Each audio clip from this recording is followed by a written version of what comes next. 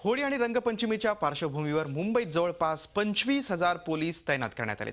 धुळवडीला महिलांना फुगा मारण्याची तक्रार आली तर ती छेडछाड समजली जाईल, तसंच गुन्हा दाखल करून घेतला जाईल अशी माहिती पोलीस उपायुक्त धनंजय कुलकर्णी यांनी दिली।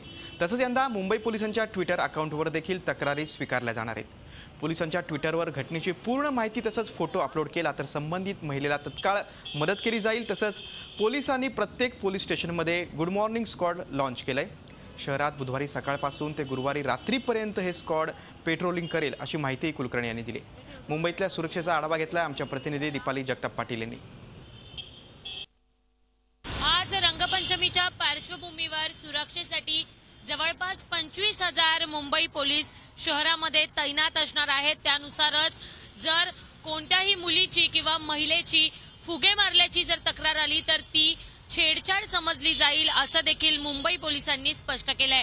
त्यानुसार या संबंधित कोणतीही तक्रार असेल तर मुंबई पोलिसांच्या ट्विटर अकाउंटवर देखील मुली ही तक्रार करू शकतात, त्या ठिकाणी फोटोही अपलोड करू शकतात आणि नंतर महिला बीट मार्शल असतील किंवा मुंबई पोलिसांची व्हॅन असेल ती तात्काळ त्या ठिकाणी मदतीसाठी पोहोचेल अशी माहिती देखील मुंबई पोलिसांनी दिलेली आहे।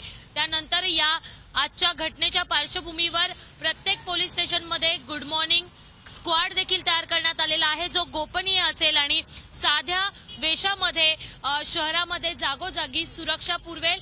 त्यानुसार सध्या ज्या पद्धतीने आपल्याला इथे परिस्थिती दिसतेय की मुंबई शहराच्या प्रत्येक सिग्नलवर नाक्यावर या ठिकाणी ड्रिंक अँड ड्राईव्ह साठी देखील मोहीम सुरू आहे। जसं या ठिकाणी आपल्याला दिसतंय की मुंबईमध्ये नाक्यावर जंक्शनवर सिग्नलच्या ठिकाणी मुंबई पोलिसांची आणि ट्रॅफिक पोलिसांची देखील ड्रिंक अँड ड्राईव्हची मोहीम सुरू आहे। दारू पिऊन गाडी चालवणाऱ्यांवर देखील या ठिकाणी कारवाई केली जाते। त्यामुळे आज रंगपंचमीच्या पार्श्वभूमीवर मुंबईमध्ये जबरदस्त बंदोबस्त पाहायला मिळतोय।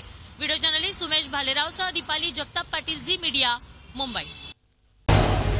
झी 24 तास रहा एक पाऊल पुढे।